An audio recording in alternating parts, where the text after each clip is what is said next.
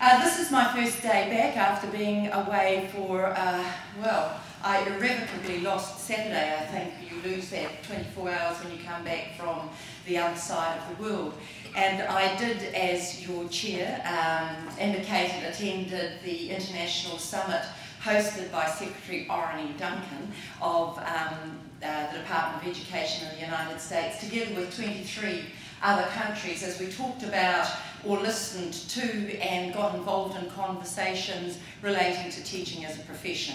I'm really delighted that you saw fit to invite me to this very auspicious birthday of your organisation, 25, a quarter of a century. I can remember having, of course, really this is about education rather than about me, but I can remember at 25 thinking, oh my God, is this all I've done with my life? It's disappearing, you know, so quickly behind me. It was a particularly memorable milestone for me, and of course then you quickly realise there's a lot of life left yet to live, and one must do the best one can with it. And as Patrick has already indicated, I have considered education to be the platform from which I've been able to follow the trajectory of my life so far, and this is the chapter of the story that I'm in at the moment, and it is an extremely exciting one. And I want to thank you for being a part of that whole narrative of Aotearoa New Zealand. I want to thank you for the contribution that each of you has made as you've participated in your own educational journey and story, and I want to thank you for the work that you do every day as the professional leaders of our education sector. I became the Minister about 5 minutes ago, or in human time, you know, in December 2011.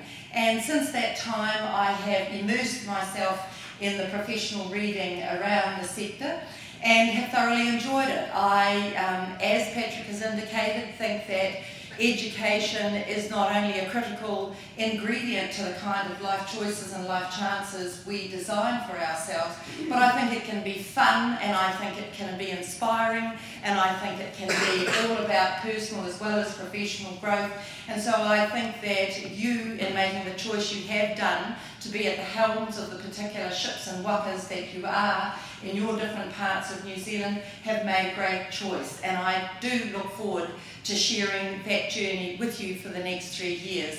But just to start by saying thank you, and I will end by saying thank you, because as I've shared with other audiences, I had an epiphany about the 27th of December as I was ploughing my way through John Hattie's visible differences and you know, the meta-analyses there too, and the OECD reports on evaluation and assessment, and the latest results from PISA, and Professor O'Neill's view about class sizes versus Professor Johan Rockoff of the Columbia Business School's view about quality of teaching and so forth, that when I said that the overwhelming priority of our government is to raise achievement, and that's what I'm about. I'm about raising achievement for all New Zealand students.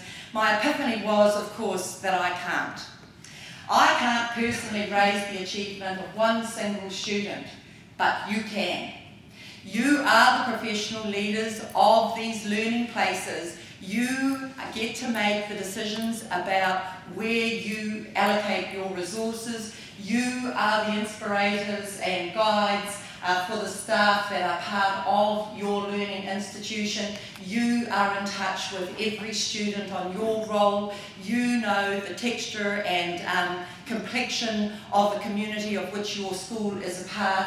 You have at your fingertips and at the end of your brain's horizon the ability to really make the difference in terms of achievement for all of our New Zealand students. And so that left me thinking, so what is my role then? What is it that I can do as part of the education sector to work together with you in this collaborative journey and united vision of ours of raising the quality of life of New Zealand? Because of course education contributes in two significant ways. The first is that it grows the social and cultural capital of our society, and in so doing creates a richness for all of us as members, as citizens, as participants in New Zealand, but it also contributes directly to the productivity and growth of our economy, which provides the platform by which those life choices and those life chances I've measured can be capable of being realised and fulfilled.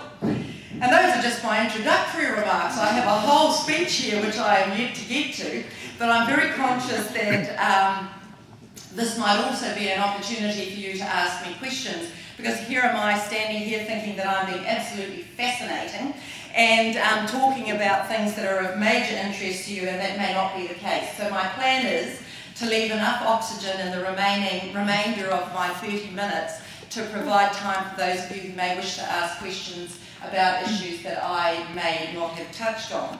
But it is a privilege to be here today to address you and to talk a little bit about what it is that our government has in mind for these next 3 terms. I beg your pardon, these next 3 years, Freudian slump. But anyway, these next 3 years, and as has already been alluded to, it is very fascinating that so many leaders of different parts of our country are focusing on the importance of education, and within that generality on the specificity of what difference teacher quality can and does make to education. And I guess what I want to start off by saying, which is how I start off whenever I'm talking to a group, is that Aotearoa New Zealand is a first world nation. We have first world aspirations, and we need a first world economy to deliver on those aspirations. And education is the key. It is the critical determiner of how well those aspirations can be met. Because we are a small nation. We're at the bottom of the world. We're like the comma, the last punctuation mark before Antarctica. When I was up in Washington, DC last week, I visited charter school. I visited E.L. Haynes, a charter school in Washington DC, and it's a pre-K to 12 school. And the 3- and 4-year-olds learning space that I was at, they had one of those great big colourful mats on the floor, and it was, of course, the political cartographer's view of the world, right? Because you can draw the map of the world any way you like, which again was an epiphany for me when I was about 13, and my father, a geography teacher, said, oh, that's just someone's idea about how you arrange the countries, but you can arrange them any way, well, not any way you like, but he then brought us up with a view that actually if you put New Zealand in the centre of the world and you arrange the countries around them, it gave you a different perspective. This was not the perspective shared by E.L. Haynes, of course. On the floor, their mat had New Zealand just hanging off the corner just before the carpet ran out. And these little 4-year-olds were highly amused when you know, I had to get them all to stand up and point out which country I actually came from, because it was not one they'd noticed, because it was fighting, you know, the blanket stitch at the edge of the mat. But the point of all of that is that we are a small country. We trade not only to survive but to flourish, and that means that the most potent resource we have available to us and the most one susceptible to transformation is the one between our 2 ears. It is the resource that you have your access to during the school days, because it is about the change and the growth of the thinking of New Zealanders, of New Zealand students, that give them the opportunity to realise their potential, that give their family, their whānau, their aina, their community the opportunity for transformation, but most definitely give us as a nation the opportunity to realise potential in terms of our first world aspirations. And there are a number of elements in place in the formal education system, she said, quickly flicking back to the prepared speech, because somebody did make a real effort on my behalf. And happily I have arrived at the OECD report on New Zealand evaluation and assessment practices, which I'm sure you would have all read. And if I just segue once more, I was at a school in Auckland about 2 weeks ago when this report had recently been released, talking to the principal about her lack of persuasion as to the efficacy of national standards and the debate as to what constituted lawful requirements. And as I pointed out, it wasn't really a debate. But anyway, the OECD report was very freshly on my handheld device. And I said to her, you know, you should read that because it does commend New Zealand for its professionalism, for the coherent national agenda we have in terms of evaluation and assessment, and encouraged us to further embed national standards as a way of driving up teacher practice. And she said, oh no, that's not what the report says. And I said, oh, it does, just a minute, ever the competitor. It's in my bag, I'll be able to find the page for you. I didn't have it in my bag, but I said to her, well, I'll get it sent to you as soon as possible. So in the car, I texted the office and said, can you make this report available to this principal? And she came back within about 3 minutes and said, wow, that was really quick. You know, I asked for it and no sooner I do, it arrives. And she said, I thought you might be amused to know that all these kids, it was a very multicultural school in South Auckland, and I'd been treated to the Sasa by the Samoan immersion class and then flag waving by the Tongan immersion class, and it really felt like the World Cup revisited. And you know, the Māori kids doing the haka, the Palangi kids waving from behind glass, which was an interesting juxtaposition. And anyway, she said, you might like to know that all the kids thought you were the Maori Queen.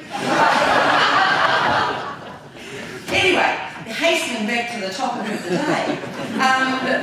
So as I said, that OECD report, and it gives us some matter of pride, I think, both domestically and having just returned from an international conference where these reports are common currency as to the status of what, you know, the nations vis-a-vis each other. And New Zealand clearly enjoys very high regard in the international education world, and so it should. There are many world-class features in our education system, and there are many world-class practices in our classrooms and in our schools. But until all New Zealand students have the same or similar outcomes through our education system, it is my view that we are not yet world-class, but it is my aspiration that we leapfrog past that to be world-leading. And I think that we have many of the tools and practices and inceptive culture in Aotearoa, New Zealand to make that very possible. So the OECD reports are great in giving us feedback, and we do want world-class education for all, and our system must perform for 5 out of 5 students, and I make no apology for being ambitious for all New Zealand students. If it is possible for our system to deliver up an education experience for 4 out of 5 students, then it is possible, indeed it is essential, that it does that for 5 out of 5 of our New Zealand students. And yes, I know that that requires a partnership between our communities, between parents, between business, between media, between ourselves as ministers, and with you and the staff and the ecosystem of the school that you are responsible for. So now I am addressing my remarks to you within schools, having acknowledged that there are responsibilities by our parents. And when I am out talking to communities, I talk to them about what I think their accountabilities and responsibilities are. Within school, however, you make the difference. You are the professional leaders. Every piece of research and every anecdotal experience that any of us can point to will tell us that it is the leader that sets the culture of her or his enterprise, whether a school, whether a business, whether a government. It is that leader that establishes what the culture of that institution will be. It is the leader who role models that culture. It is not enough to say this is what we believe in, this is what we value, and how do we know that? Because we've got these colourful charts on the wall of our assembly hall. It isn't enough to do that. It is that we also have to walk the talk of what it is that we say. So as professional leaders of your ecosystems, you have available to you choices that you can make around these things called class sizes, around this thing called teacher quality, around this thing called raising the achievement of students. And I have no doubt that in about 3 minutes when I stop, you will be able to point out to me the things that you hold me accountable for providing, such that our collaborative relationship may be successful. And I will be pleased to hear from you in that regard. But you are the ones who really can make the difference. You are the ones who lead the educational discourse. You are the ones who sort the wheat from the chaff, to use that very old-fashioned distinction, because I don't think there's much wheat and chaff sorting that goes on these days. But you get the point. You are the ones that are able to distinguish what will make the most difference for the students in your learning community. And so you hold enormous power in making those choices, and yes, being held accountable for them. And our responsibility is to ensure that we provide resources to the level that our economy, which is constantly aspiring to be better, can make available. Accountable for ensuring that the Education Review Office works with you to build a sustainable self-review methodology within your schools. Works with boards to ensure that the governance that is available to support the success of your school is as strong and as directed as it can be. But basically, the choices that are made within your school are ones that you are all powerful to make. And we need to make them in a way that ensures that Māori and Pacifica students, students from those socio-economic backgrounds, and students with special needs start passing the benchmark qualification of NCEA 2 at the same and at greater levels as the years unfold. You know from our Prime Minister's speech last week that the target that he and I have agreed on, so ambition and aspiration is not something I'm confining to you, but I am relying on you, and that is that 85% of our students will pass NCEA 2 as the minimum qualification by 2016. And I have had a table modelled for me that tells me what the actual and predicted numbers are in order for us to achieve this target by 2016. If we do nothing but the status quo over the next 5 years, we can expect a total of 47,004 students to pass NCEA 2. If we are to get to 85%, that will require a net new, over and above, doing nothing different from what we do now, she said, quickly testing her own numeracy, 6,326 net new students. And I would be happy to leave this with you because it also tells us what that means in terms of Māori, Pacifica and other ethnic minorities within our community. So that is the challenge we have ahead of us. Me as the Minister of Education, you as my BFFs, as my girls would, my teenage girls would describe you, know, my best favourite friends. Or something like that, but it's, basically it means that we are locked in this joint endeavour of how we raise achievement. It is in the interest of the students, it is in the interest, as I've said, of schools and their communities, and it's most definitely in the interests of our nation. It's 9:49. This is very helpful, isn't it, having this little digital clock here? And just as I opined that it turned 9:50, I think I have 10 minutes left. Is that it? So, I'm not going to go on about, although I could if you wanted to give me a further half hour, about the need to increase data and knowledge sharing and our investment in ultra-fast broadband and what that means for us. I'm happy to talk about improving teacher quality.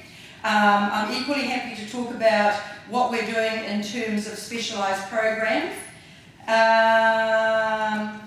And probably you're equally happy for me to get to conclusion. But anyway, so that's where it is at the moment, highly aspirational, recognising that we need each other to deliver the quality of learning that we require for a first world nation, and that we want to go past being a world-class education system to being a world-leading education system, with all the challenges and complexities that Aotearoa New Zealand has. Being privy to the experiences of 23 other countries in New York made me realise that we really do have in place most, if not all, of the elements and tools that many other countries are still talking about needing to put in place.